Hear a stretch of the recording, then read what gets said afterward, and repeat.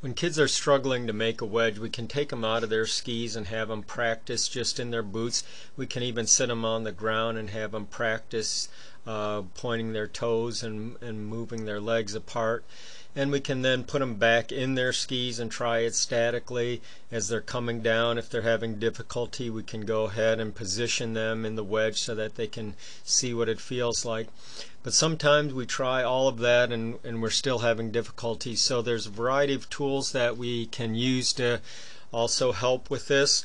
What we're looking at right here, this little skier's got tip ties on the front of the skis. They just clamp on the front there, and that helps keep the front of the skis together.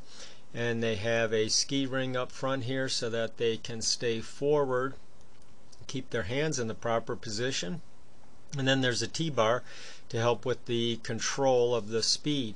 So as this skier takes off, if they're struggling at all to get the wedge made and the speed's out of control, the instructor can go ahead and just place the T-bar in front of the boots there until the skier can go ahead and start to figure out how to push the heels apart and slow down, and then the instructor can remove the T-bar and let them start to build up a little bit of speed again.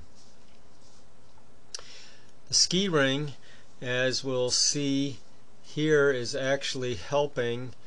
We'll watch this skier and we'll see that as they get going, they will take the ski ring and push it out in front to keep their hands in the right position and help them to stay forward on their skis.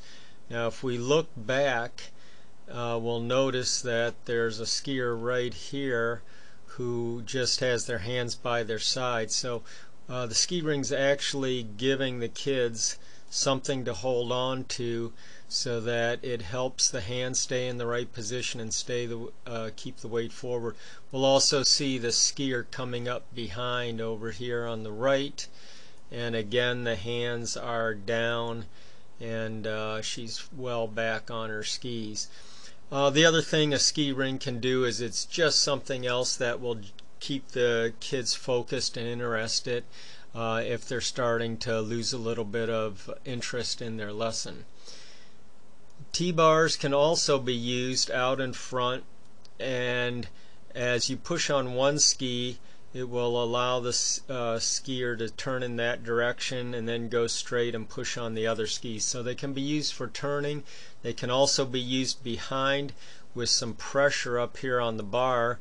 The instructor's pushing down so they can either add speed or slow the skier down. And they can also push on one skier or the other from behind there to make turns.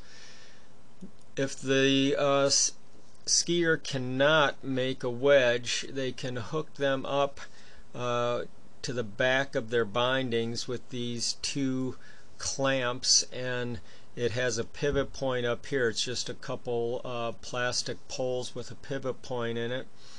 And so as you're walking down the hill and building up a little speed, you can have the student try to push out and make their little wedge or slice of pizza, and if they can't do it, you start opening up the wedge making tool here, and it pushes apart the heel so that they can start to feel it. After a couple trips down using this, they usually get the feel, and you can take it off and they'll start to do it. Sometimes it doesn't work, as every tool sometimes works better than others. Here we can see it can also be used with skis on. The same idea, skiing down the hill, and this time we'll just go ahead and have them try to push out the back of the skis, and we'll take the wedge tool and push it apart to help them with that. Sometimes we can still see the kids struggling to get forward even if they're using a ski ring, and so this little device here clips to the front just with a couple of clamps again, and it looks like a little handlebar thing that they can hold on to, and it's actually adjustable in length right here so that it goes up and down. There's also another version of this, a little bigger version for adults, but what it's doing is it's keeping the chest here right over the toes, and we can see that it's putting the skier in a very good position. This student is also the instructor is using a T-bar to help with this, but we can really see how well that positions them when you have that student that just can't seem to stay forward at all. Another thing that we can try is inserting this wedge right here down between the inner boot and the boot cuff, and sometimes this works very well. Again, like other tools, sometimes it's not as effective, but it's an easy thing to try that sometimes can make a big difference. And then there's also this device here, or these poles here, which we can clamp on to the front of a pair of skis. And all these are hiking poles that have a handle on them that's horizontal, very easy for people to hold on to, and they're adjustable in length here, so you can make them fit the size of the student. And what this does is it allows the student to lean forward on those handles, and if they go to fall back, because they're clamped on, they've got a good grip on the handles, they won't fall backwards. But you can actually do the same thing just with regular ski poles without the clamps, and just have the student grip underneath the handles. And what they're trying to do is push down on the handles to stay forward in their good athletic position.